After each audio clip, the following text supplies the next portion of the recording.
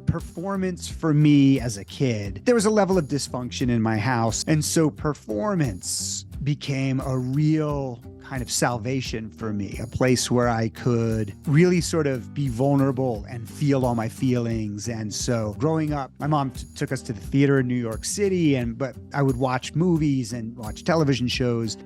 And there were some really indelible performances that kind of just sort of made me feel fully human. You know, there was a safety in watching a show or an actor's portrayal. The fact that I then now have had this opportunity to, act in shows and on stage and films and hopefully, be part of telling stories that have an impact on other people and provide entertainment, but also potentially, some kind of salvation, some kind of salve for people who really need it, is something that I've always appreciated. Every single time I step in front of a camera or on stage, I'm aware of that and grateful for that. And so that deeper meaning to the work has always driven me and probably made me more grateful than anything.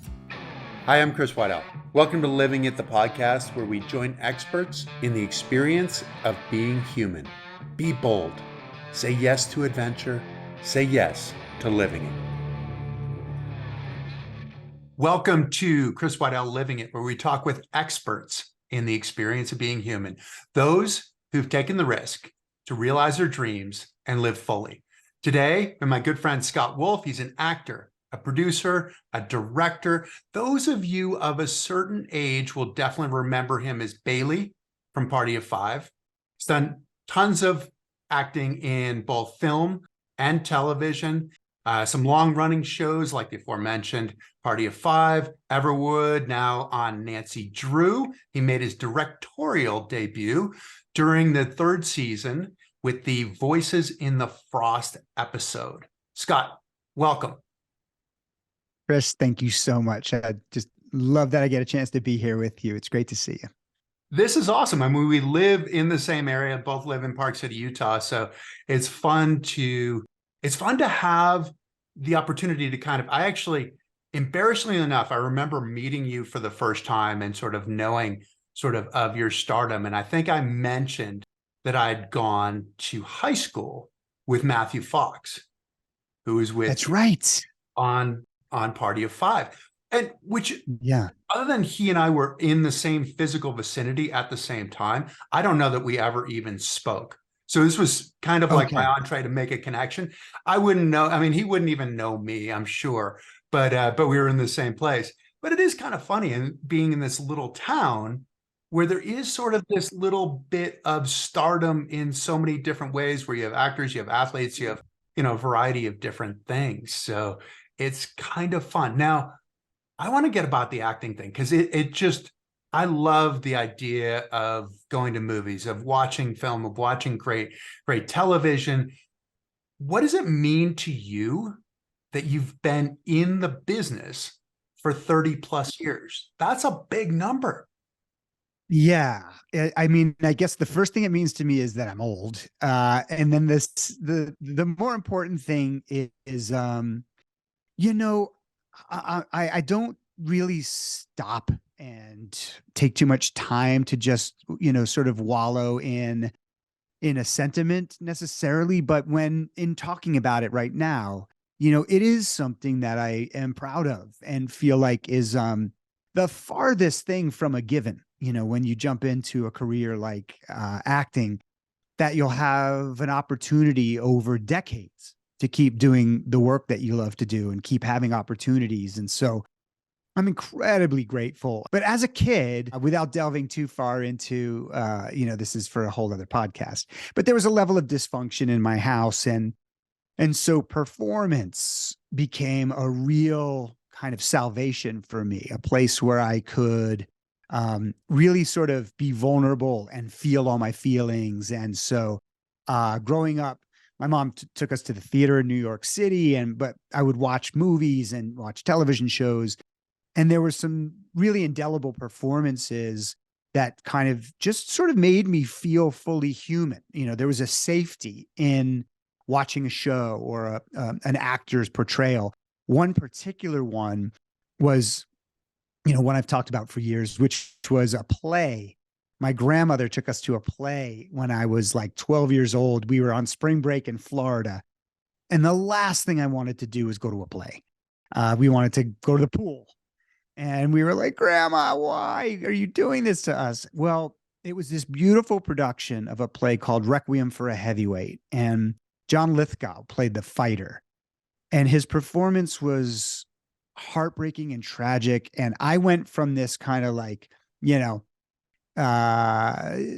sullen, preteen who was like, I don't want to be here, to a mesmerized puddle of myself. I mean, I just got torn open by this performance. And I just remember feeling like, what an incredible sort of magic trick. Like what a gift that this man could just make me feel all of those things, and I know I'm in a playhouse and I know he's not really that fighter.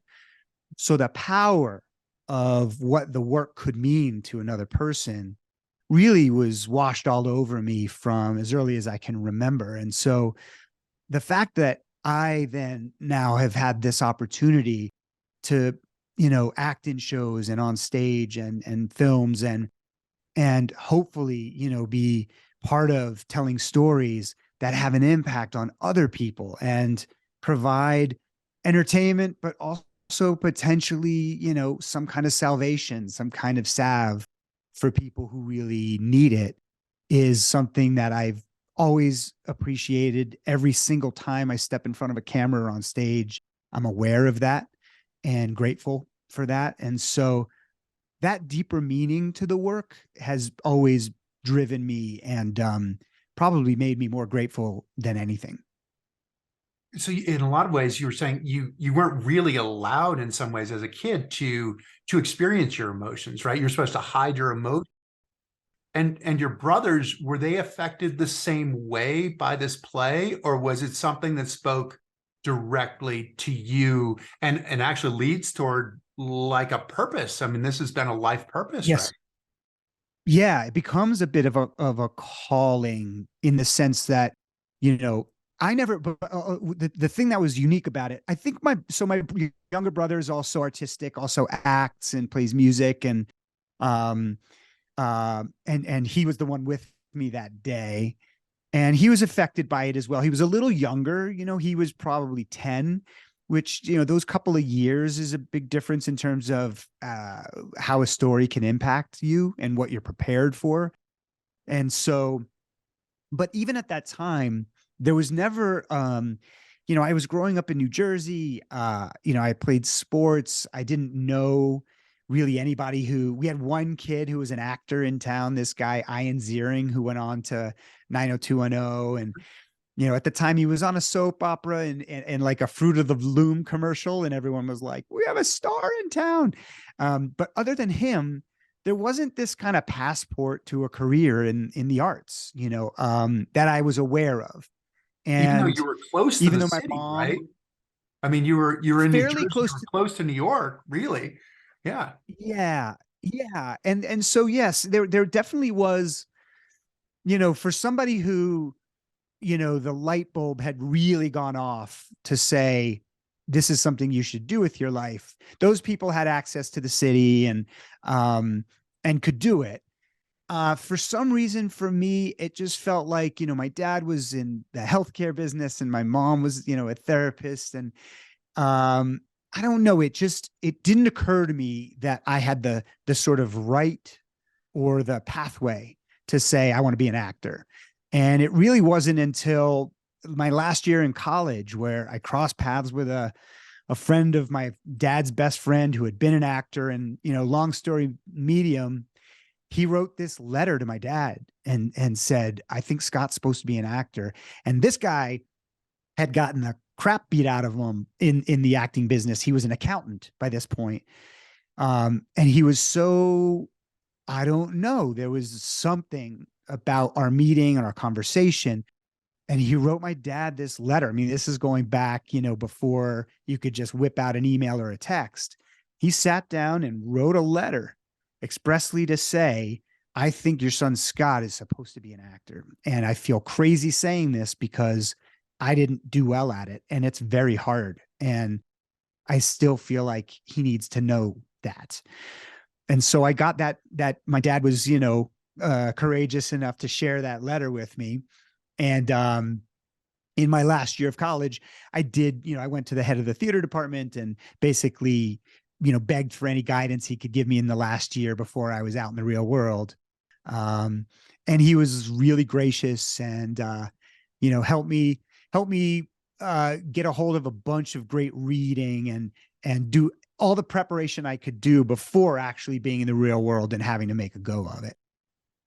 What was it that your father's friends saw in you? Was it conversations that you had in him? Was it some of how you carried yourself? Was it, I mean, because it's a bit of a strange thing to say, right? I mean, obviously It he's is. business, so he knows other actors and kind of, has a sensibility.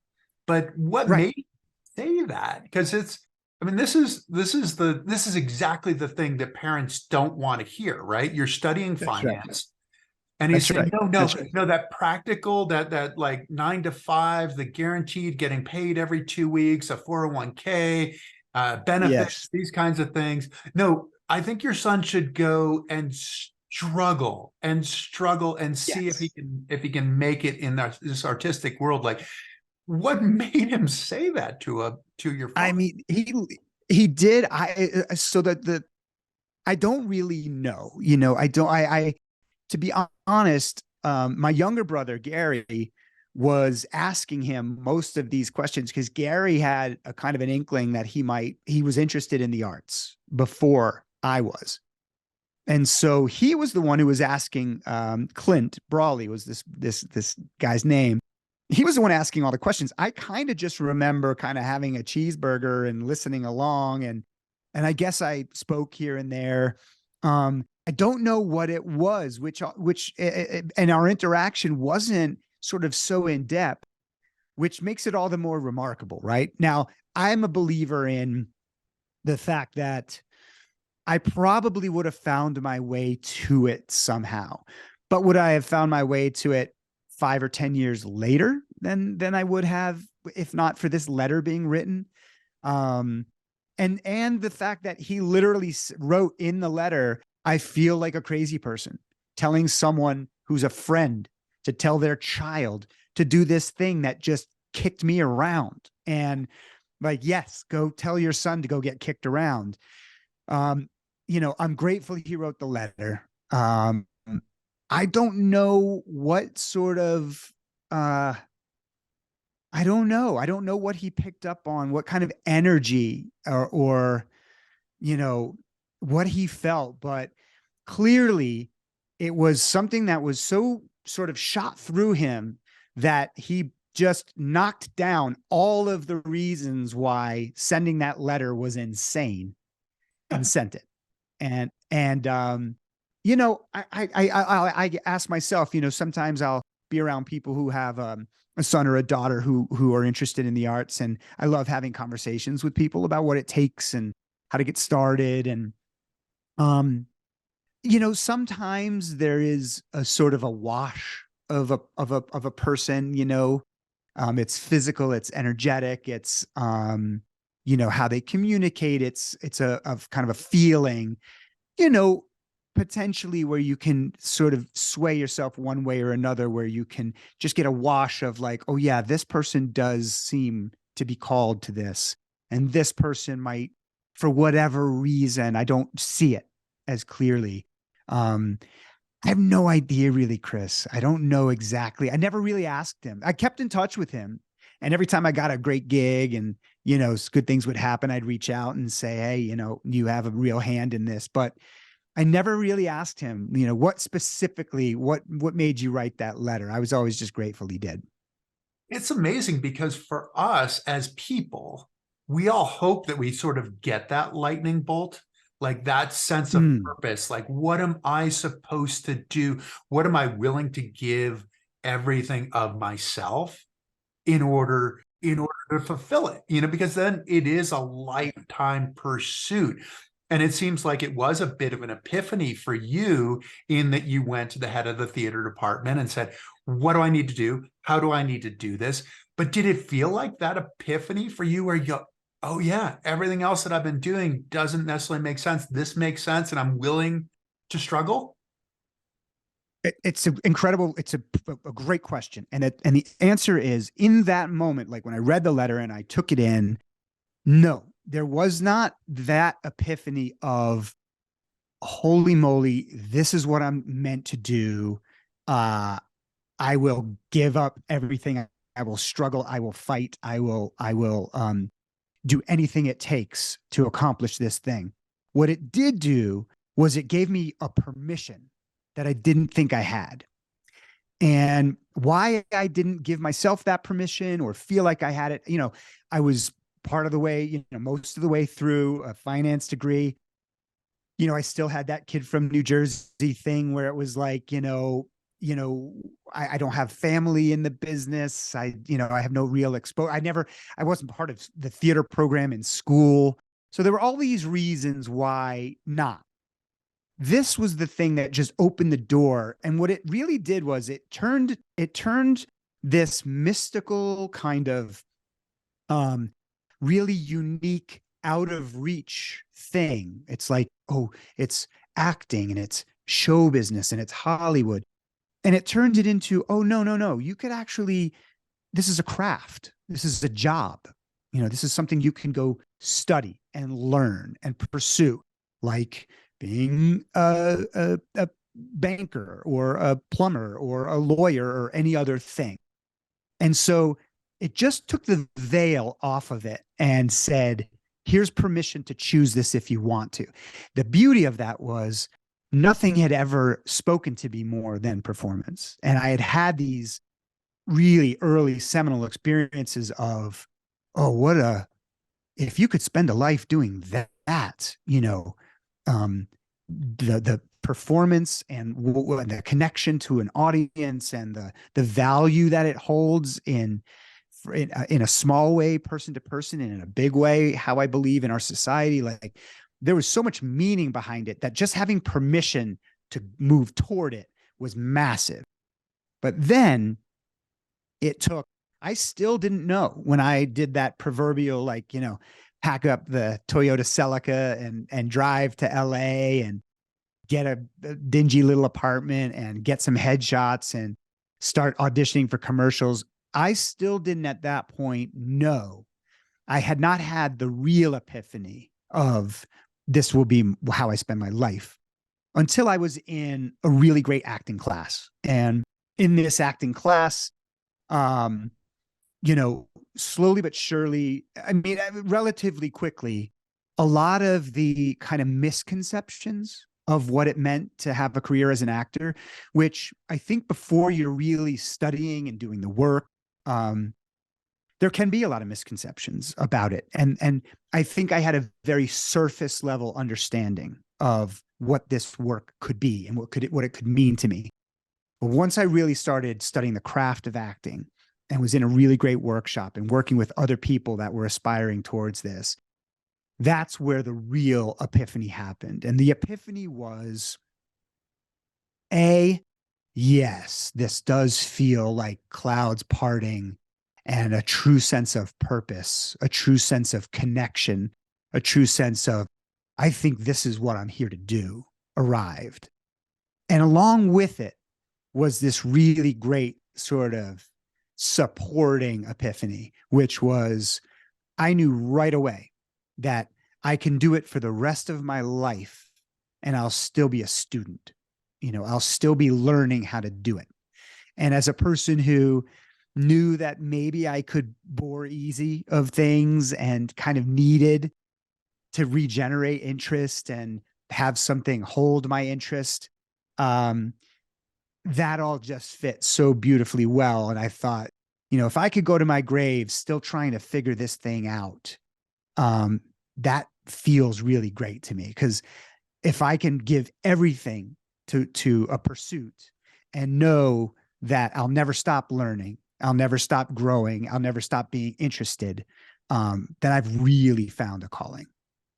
Yeah, and it is about the work, right? It's separate from the idea of stardom and fame and all and the money and the trappings and these things which we associate with the people on television, with the people on movies, but the work. I mean, I often said that, like, as an athlete, like even as a retired athlete now, I look back on it and I miss the work more than I miss the competition or the medals or those kinds of things. Like, and people think I'm crazy. I'm like, no, I miss the two-a-days. And they're like, why would you miss the two-a-days? That's stupid.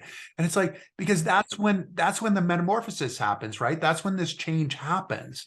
And to me, that's when you've found your pursuit and where you're willing to make it your life's pursuit and drop yourself into it, like lose yourself in it is so much different than kind of being above it and and directing it.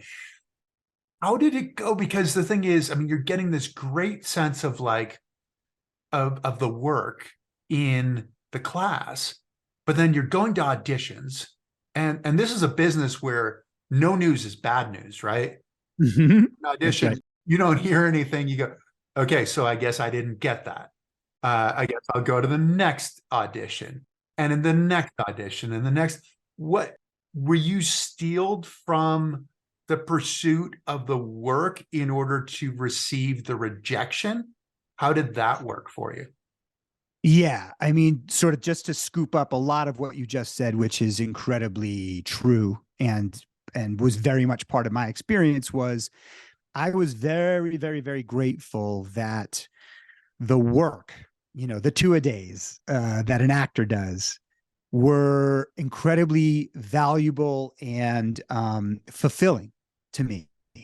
And I was so interested and committed to developing my craft. Um, and I also was, able to recognize that the experience of doing the work was so valuable in and of itself. And again, that draws back to, 8, 10, 12-year-old me seeing these performances and feeling the impact and understanding the value of it. I mean, it plugged me in, it made me feel like a full human being when I didn't feel like I had access to my full self. So by the time I was in LA and starting a career, the deeper meanings of what this work could mean to me and to ultimately a relationship with an audience in a theater or on the other side of television cameras, all that was so sort of stewed into my process that the fame part of it wasn't what I was chasing. Any actor would, in honesty, there's this thing they say, like, the true actor would give a performance in a prison cell. Right. And while I probably don't disagree with that, it's better to have some folks around, and some people who care about what it is you're doing. Like, um, so the side of it, which was like, my thing was, I wasn't wanting to be famous, but I did want to be kind of seen as an actor. I feel like until you're working consistently and some people, even if it's just your family and friends, go, oh yeah, he was on that show and he did this, this idea of being able to, there's something about when you're very early on in the studies that you're, when people say, oh, what do you do? And you say, I'm an actor. Oh, what I've seen you on, you're like, nothing. But so there was a sense of like being excited about getting to a place where I could feel like, when I say I'm an actor, I had something to stand on there. But I was incredibly grateful that I was never sort of chasing that surface stuff, the fame and, the response from people, because what you learn pretty quickly is that stuff is fleeting and it's pretty thin. It's like, it's a Twix bar instead of mashed potatoes. It just runs straight through you and it's gone. the thing that sustains you, the thing that like keeps your blood sugar up and the blood sugar of your life up, the meat and potatoes of your life is the work. And so, I'm grateful that, I didn't set out for the Twix bar. I didn't set out for the stuff that is ultimately not fulfilling and not sustaining. But to answer the last part of your question, yeah, I do think that there's some part of an actor's career, and it's still part of my career today. I still go meet on things or audition for things and don't hear anything and don't get those things. And so that doesn't change, throughout the course of your career. For some people who are fortunate enough to, have careers where they're getting offered things daily, that's not part of their life. But I've had a really, really fortunate career and I've worked constantly, but you do have to have a thin and thick skin at the same time. You need that's the big challenge, I think, for being an actor throughout your career is, you have to have a very thin skin when it comes to performance, because you have to be vulnerable and willing to really go to the places you're asked to go and be emotional and alive and immediate. And then you have to have a thick skin because, if you have a .03 batting average in Major League Baseball, you're not in Major League Baseball anymore. If you have that average as an actor, you're kind of killing it. So yeah. So these, yeah. So I don't know if my math was correct there, but you get my point. It is, yeah.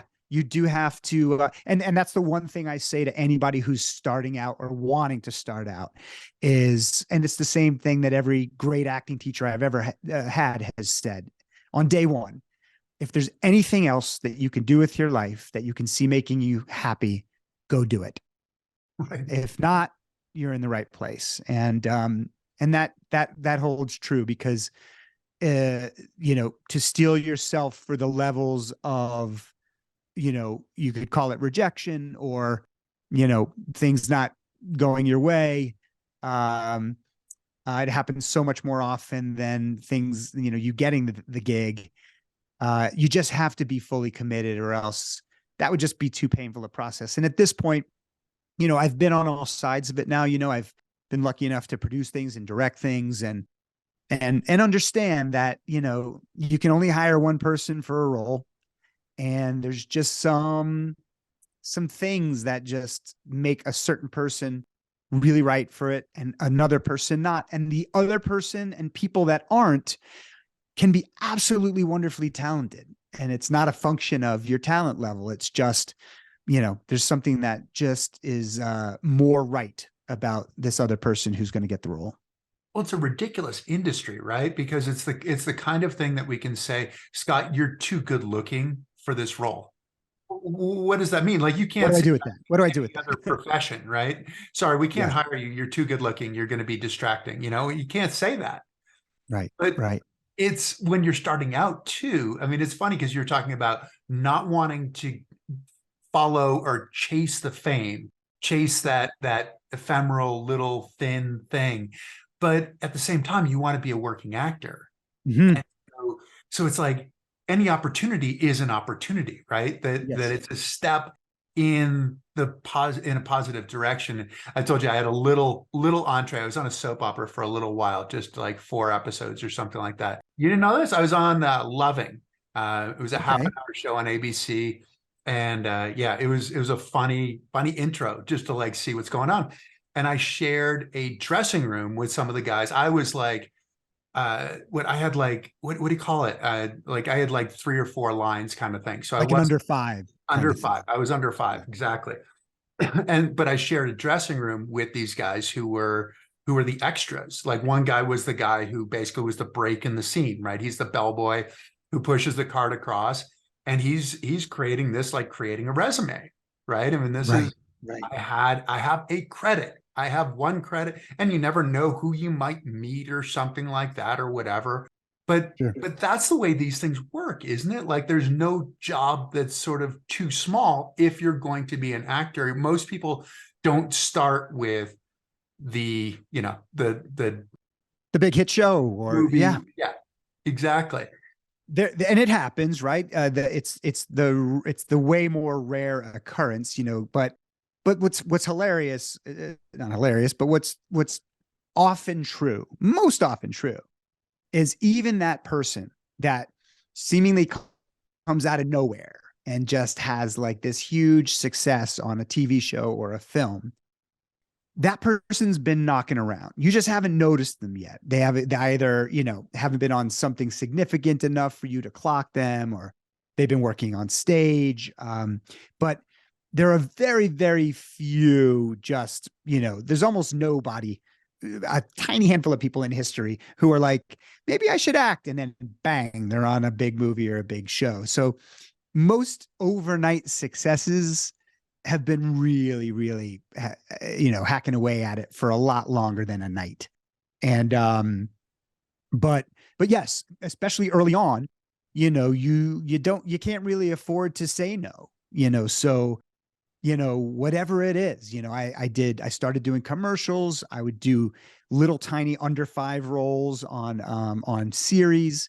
And it was kind of a progression, right? Each job kind of built on the last. And one of the big things that, I don't know if it was this way with you.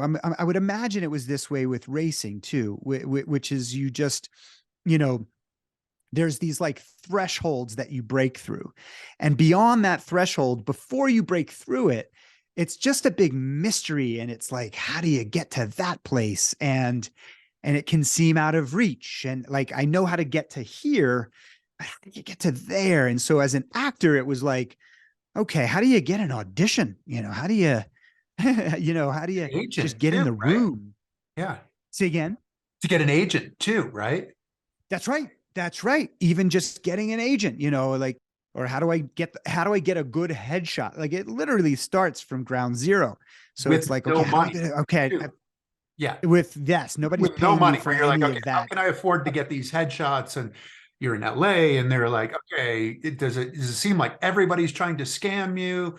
You know, 100%. And I did thankfully land right away a regular extra gig. So I was a background artist on this show called Saved by the Bell. And I worked 2 days a week, but it paid, I think it was like $100 a day. So I was making like, what was that? Yeah, $200. I was like making like, was it 800, 200? It's like $800 a month just for these 2 days of work. And I had a little bit of money from graduation, and uh, and so I was going on these commercial auditions, and yeah, little by little, it was like, okay, how do I get an audition? And how do I get an agent? Got an agent. How do you get an audition? Got my first audition. How do I get another one? How do I get a how callback? did you That was do like, those things? How did you get the agent? How did you well, get? that Yeah. I have to say, and I've talked to people about this that are starting out.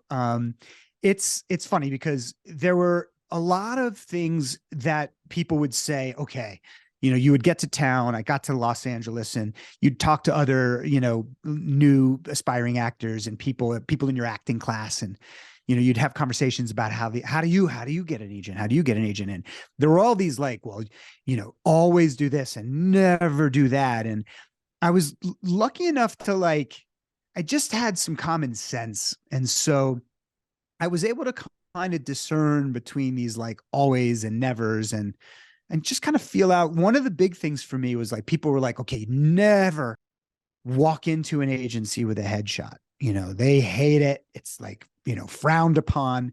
Just put it in a manila envelope and send it. And I was like, I don't know. I just thought to myself, I was like, Chris, I was like, aren't I better off? Like, well, I'm a cute kid and I'm nice and I have a nice smile. And, there's probably some like nice person sitting at the desk that I can just say hi to and hope they're having a good day. And hey, here's my picture. And so I did that. And I got calls from 4 out of the 5 agents that I stopped in at the first day. And everyone in my acting class, everyone was like, don't do that. Like, you'll never get signed. They hate it, you know.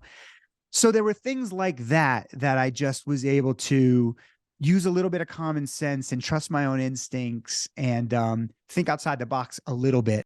So that's how I got my first agent, who wasn't great, but they got me some auditions. And luckily, you know, I had a commercial look, so I was getting sent out on commercial auditions right away, and was lucky enough to start getting callbacks. And then, you know, similar to, you know, I'm sure racing, it's like finishing in the top 20. And then it's like, how do I get to the top 10? Well, for me, it was, how do I get a callback? And then how do I get a second callback?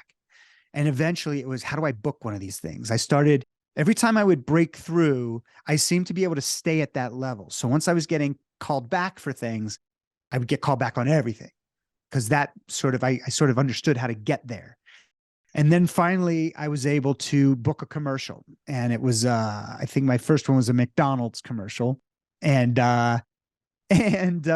so yeah, it was, What did you do in the commercial? Do you remember? you know, I do. I played the big brother to a kid who had broken his leg, and the kid who had broken his leg was home, you know, home in a cast. And Ronald McDonald showed up at his house and was kind of playing hide and seek with him and keeping him company while he couldn't be out with his friends. And then I play the big brother who comes home and notices, kind of like, it seems like someone's been in the house. Um, and it was Ronald McDonald. And so yeah, I had a very small part in that first one, but then I did like an Aquafresh commercial and Coca-Cola, and I did all these commercials, which for a young actor who had no money was huge, because there were, you know, a couple of years there where I was like skipping to the mailbox because residual checks for commercials that aired nationally were substantial, and sustained me really through those first couple of years until I started to get jobs that paid better. And eventually, what would be considered my big break, getting Party of Five. Is that when you say, when you got Party of Five and you guys, I mean, what, that was 142 episodes, I think. I mean, like, you were around Yeah. for a long Yeah. time, 6 seasons. years. Like that's Yep. like the security in some ways of being a finance major, right? Of like, you have a job, and you have a job that Sure. recurs.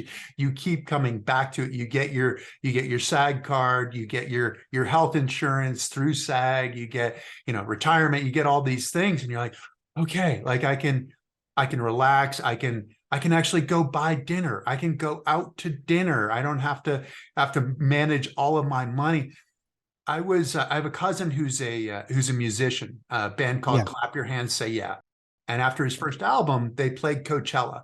And I have an uncle who has a place out in Palm Desert. So I was out there and I drove my cousin to Coachella. And I Wow. had, and this is as rock and roll as it possibly gets, right? Because I have a white minivan and I'd had my bike with me. So I took the seats out of the minivan. So he's like sitting in the back of the minivan on the floor as we're Yeah. going through. And a couple of times he actually got out and kind of like waved to people and did stuff and did all these things and everything. But I said to him, so what does this mean to you? Like Coachella, because to me as the outsider, I'm like, wow, this is like huge. Like, I have a relative who's famous, who's like cool. I'm just hanging on to the coattails. You know, what did Yeah. this mean to you? And he said, and this is after his first album, he said, well, I think it means that I'll be in the business for the rest of my life, Mm. like that I'll be able to. And he's had a few of those times where he said, hey, I think it might be time to go to law school, but he's stayed in the business. Was Party of Five kind of that reckoning for you? I mean, it sounded like the work was really always something for you, that you were going to Yep. do work. But there's a difference in some ways, or there can be a difference between doing the work and being in the business, where you're getting auditions, you're getting callbacks, you're getting gigs, you're Yeah. growing from one to the other. Was Party Yeah. of Five that for you? Is again another epiphany, or?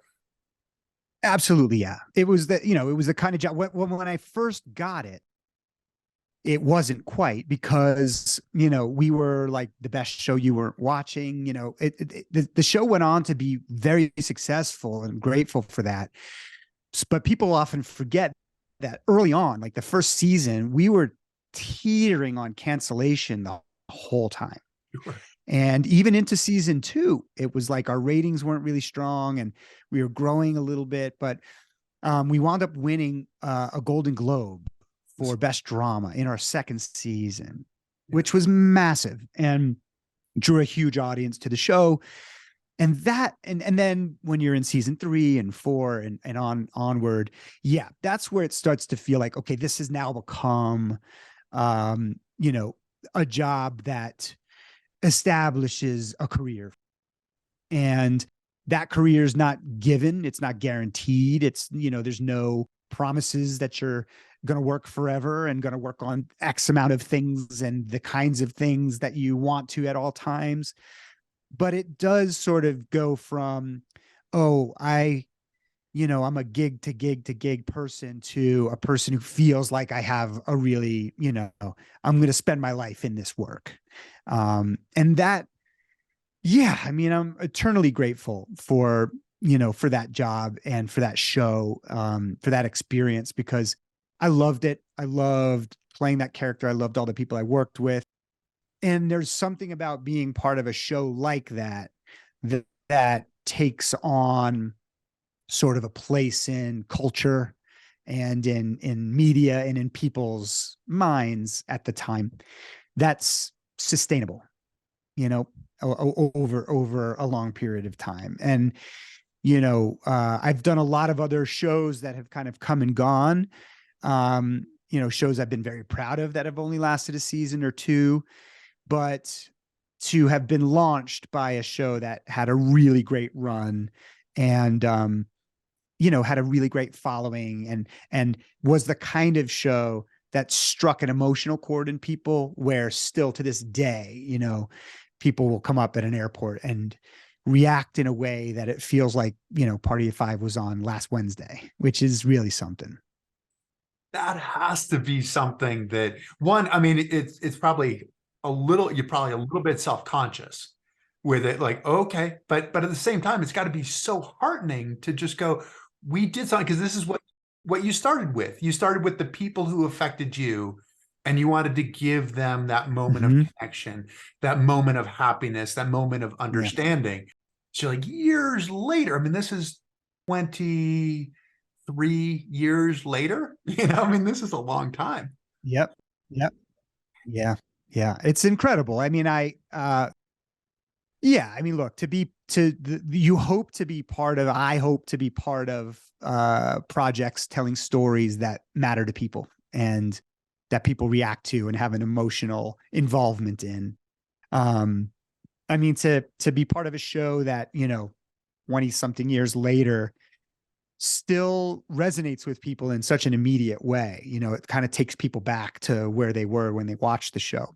And over the years, the show has had kind of new life through Netflix and through other platforms. And so, I've had people come up and, say, I'm watching the show with my kids, and I watched it as a kid. And, those kinds of things are really there. It's incredibly meaningful. And as I sit here with you now, look, I just finished Nancy Drew, our last season, and that had a, not the biggest audience in the world, but an intensely loyal one that the show really mattered to. So that was wonderful.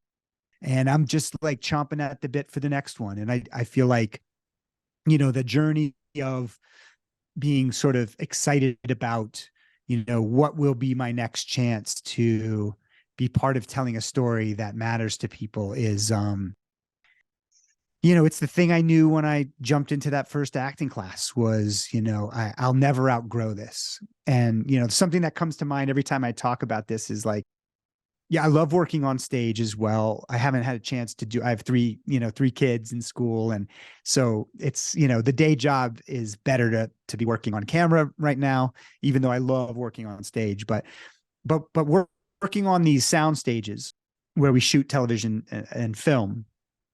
There's practical locations where we're in a house or a train station, but a lot of it gets shot on a soundstage. And these sound stages have these big soundproof doors, these big handles. And when you open them, it makes this like, it's like it's this like vacuumy thing that happens. And They're hard to for me this to day, open. yes, they're really hard to open. But to this day, that like whoosh still kind of like gives me this like magical tingle in my chest of like, ooh, I'm part of this, I get to do this, which is pretty cool, 35 years into a career. It is. It's that moment when you go to work, right? And it's a different kind of work than other people in a lot of ways. I Mm-hmm. feel like I tell people that I should be a pilot because when I get on a plane is when I go to work. Like if I'm going for a speaking gig or something like that, like, and when I was competing, it was the same thing where you're training at home, you get on the plane, and then you're going somewhere meaningful. Like that whoosh is that meaningful moment that I'm working. How does it work? I mean, you've been on a few series where you've had an extended run. And I don't know if Mm-hmm. you feel this. I often feel this where sometimes I've been doing a lot of speaking and it's just like you're going from gig to gig to gig. And then when it ends, you're trying to make it to the end. You make it to the end. And my thought oftentimes is, I wonder if I'll ever work again. Do you have that sense of insecurity of like, because you're auditioning, you're interviewing for a job all the time? Yes. Yeah. And I mean, as I sit here and talk with you right now, I'm feeling that now. I used to hear, I want to say it was like, I think it was Kevin Bacon who, years ago, after he was a huge movie star, said that he constantly ends a job wondering if he'll ever have another one. And so, yeah, that's like an inherent part of I think,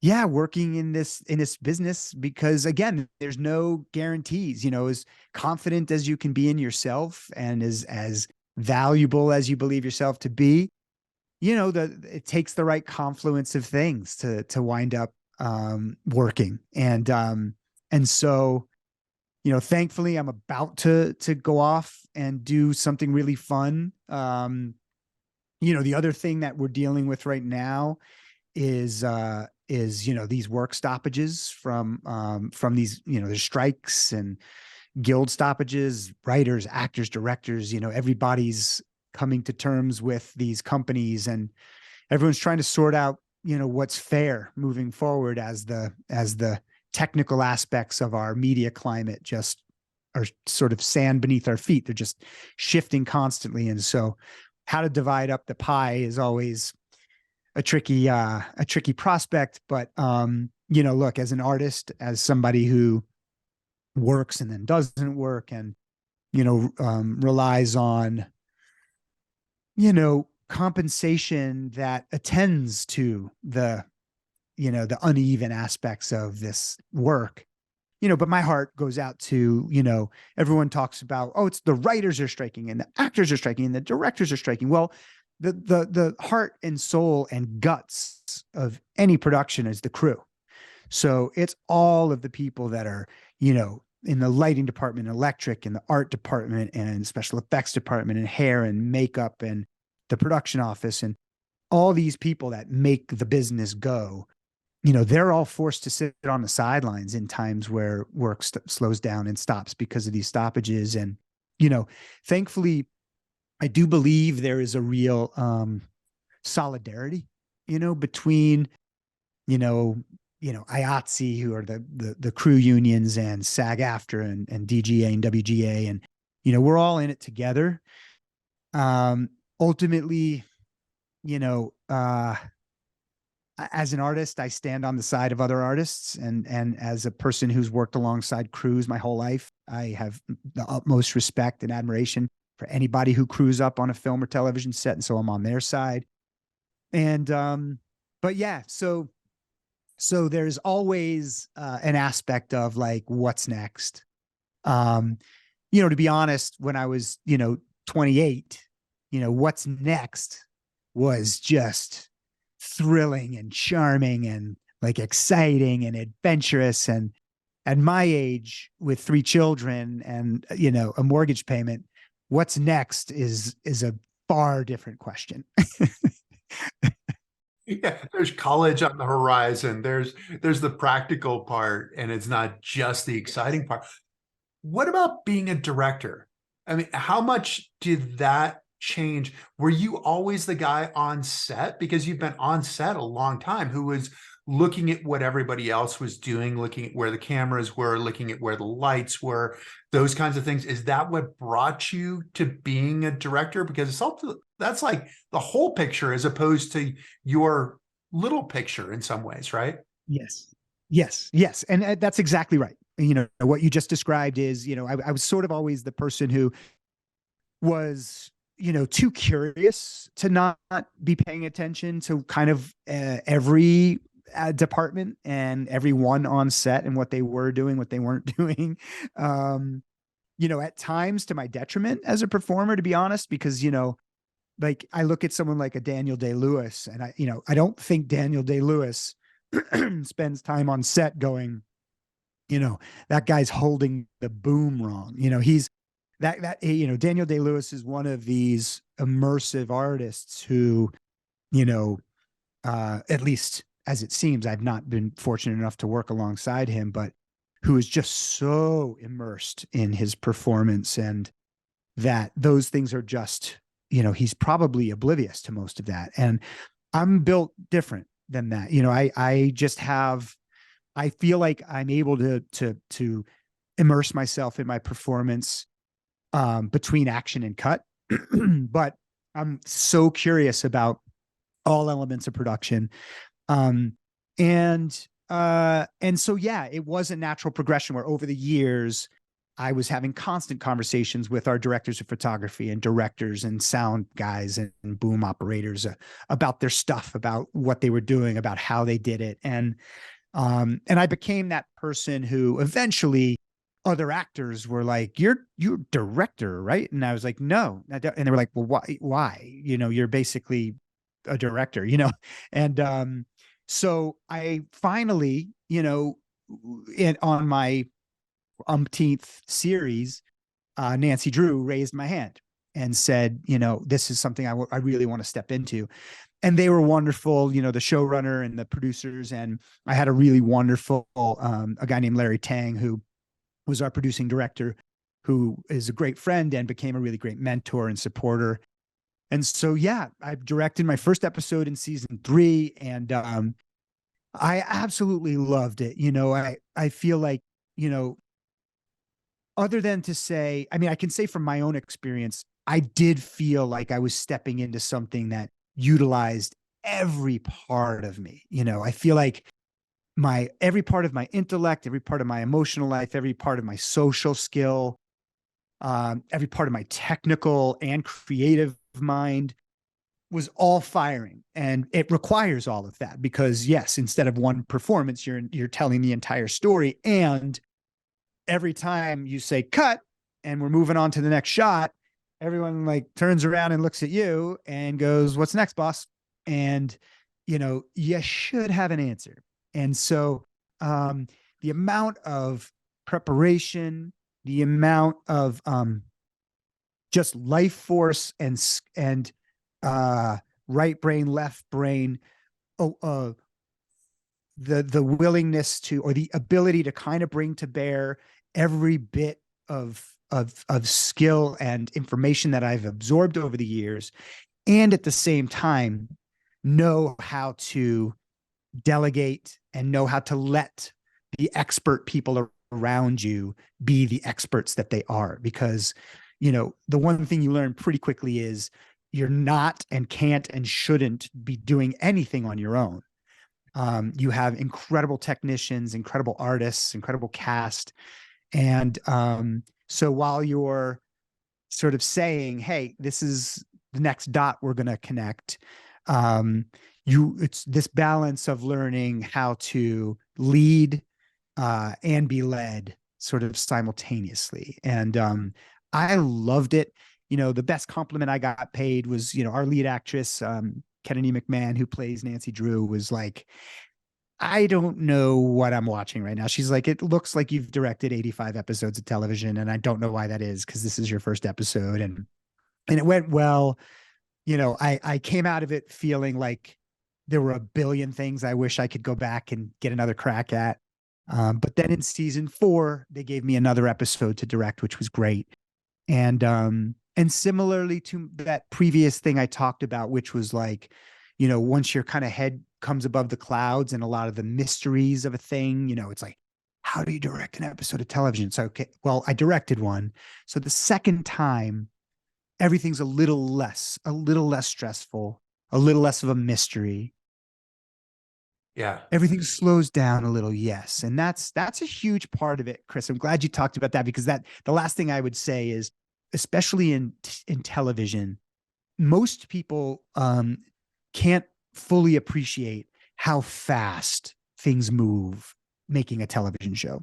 So effectively, if you think about it just from the math, let's say a movie is, 90 minutes long. So we'll take, a very fast movie can be shot in like 3 weeks, right? An independent film, low budget, or a very quick film. A lot of films that people go and see in the theaters are shot over the course of 2, 3, 4, 5, 6 months. And they're shooting, let's say, 120 pages. We're shooting 50 pages in 8 days. Some shows 7 days. So you have way too much work to do and not enough time and money to do it. And that's what directing episodic television is. And so I've always been aware of that. I've always watched directors managing their time, stressing about their time, having the first assistant director come up and be like, we're dying. You gotta pick up the pace. You gotta cut a shot. You gotta move past this. I never had that kind of guillotine of a clock hanging over my head until I directed that first episode. And boy, Chris, it was a thing. It was like I could hear each tick of the clock like it was like a pound of a drum. And managing that stress and trying to execute a game plan was, beyond anything that I ever experienced. But clearly I loved it enough to ask to do it again, and was allowed to, and still want to pursue that. I feel like I really love it. I feel like it, acting is all consuming in a finite lane, playing a character. It takes all of your focus. It takes all of your, all of the skill you have, all of your effort. But directing does that, but you're just holding so much more in terms of, responsibility and the storytelling, and managing people and machinery. And so it's exhilarating and terrifying, and I can't wait to do it again. Which is interesting. There's so much more to me is something that's interesting, because you haven't mentioned sort of the empathetic part of being a director, where, they're the physical things that you have to do. People have to be in the right places. You were also acting in the episode as well. So you were an actor, then you were a director, but you're also wanting to ensure that all of the other actors, everybody else on set, is having a great episode. That's right. And so what was that part of what made it great? Was that part of what made it exhausting, as well as to have this far greater responsibility than you'd ever imagined? Well, it's a great question. And I think it made it great for me, because for me, that's kind of my favorite part of the work, is being part of this collaborative creative team. And so, it was so easy for me and joyous for me to be a cheerleader, to be a champion, to talk, to tell the dolly grip how great the move was, to pull an actor aside after a scene and say, what a gift you just gave me as a director, and thank you. And as an actor myself, to have true empathy for what it feels like to have to give a performance. And so in giving notes and in kind of, hoping to provide a very safe, free space for an artist and an actor to be able to give their best, all of that felt like my favorite part of it. And so it was very challenging to manage the stressful aspects of it and still stay fully available to the warmth and the openness and the connectivity that is my favorite part. But yeah, no, that part of it, I didn't find that to be uh draining. I found that to be kind of enlivening. That part of it was, I just felt blessed and like so lucky and honored to be the person who was in charge of making sure everyone felt looked after, felt like there was a game plan, felt like we were supposed to have a good time today, even though we're doing a hard thing. Like all that was like right up Main Street for me. And, look, there were moments where I was very successful doing that. There were probably moments where I wasn't, where the stress maybe pulled me into a place where I wasn't as available as I could have been. But overall, that side of it, and I appreciate you bringing that up, because yeah, that is one of the core aspects of being the director is, you are leading the way, and you're not just leading the way in terms of, a shot list of the order of how things are going to go, and where a camera goes and how a blocking goes, but you're really the leader in terms of how it feels to be part of a day. And the biggest compliments that I got were from crew people and actors and people who pulled me aside and just said, like, this is as much fun as I've had in a while. And that meant the world to me, because I believe that is really what we're aspiring to do. I think the more people are enjoying the work they're doing, the better work they're doing. Well, it sounds like that's what attracted you to the profession in the first place. But it's happening on two levels. It's happening on the level that we see it as the audience, but you're also experiencing it on the set. And so that to me sounds like a major success. So it sounds like you're doing what you're supposed to do. I think so. I mean, it felt so. And yes, you're right. I mean, I feel like, I think a lot of people come to directing, especially in television, from different lanes, from different angles. Some people like Larry Tang, who's my friend and mentor, and he's become a hugely prolific director. He's incredible. He came at it from post-production originally. He was in editorial editing and post-production, and ran post-production on series. So he had this incredibly robust technical expertise. He also happens to just be a badass human and funny and great.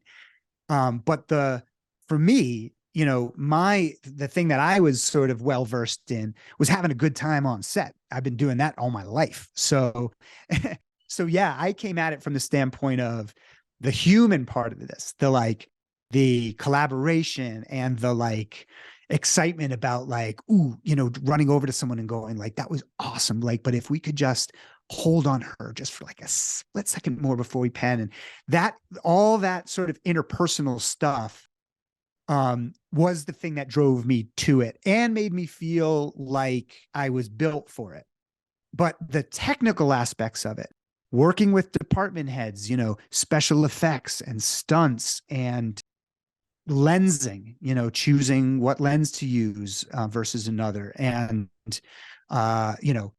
all of that the technicalities of directing, which is a huge part of it, that I knew was the steepest learning curve for me. And I'm still at the beginning of that curve. I've only directed a couple of episodes, but what I learned that was thrilling was that as much as I knew that the interpersonal stuff and the performance stuff and the stuff that was just kind of like, oh, I'm gonna Like that's my jam. Like I'm going to like, that'll feel to me like I've always done that.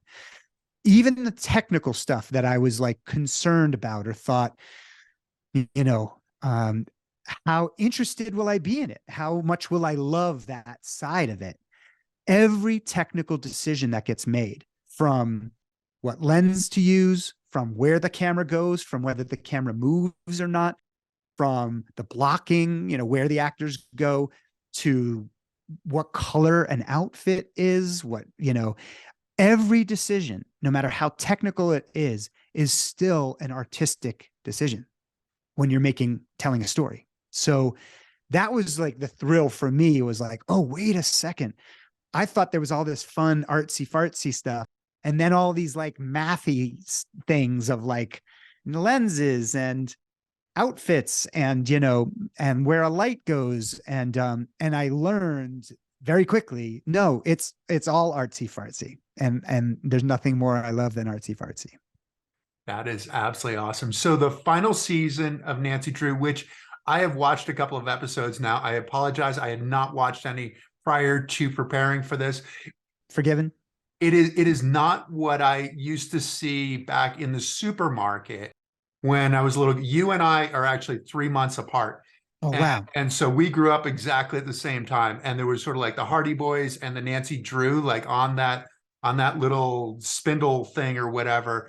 And it's not what I saw back then. I mean, this is edgy and cool, and there's some attitude, and it's really very interesting. So the fourth season is yes, coming out. Fourth and final season. So we've wrapped up the show. Fourth and final season starts really anytime. I know we have a premiere date. It's coming soon. I want to say it's later in May. And but yeah, I've been really proud to be part of the show. Yes, as to your point, it is not your grandmother's Nancy Drew. It's pretty spooky. They really embrace the supernatural. The way we've always described it is, in the books, there'd be some very, very tense, spooky thing, and then it would be revealed to just be like an old farmer who made a noise with a rake. And in our show, it's an actual ghost or demon. And so yeah, it's a really cool new incarnation of Nancy Drew that we've loved making. And I'm hoping this last season is really satisfying to the audience that has stuck with us through the years.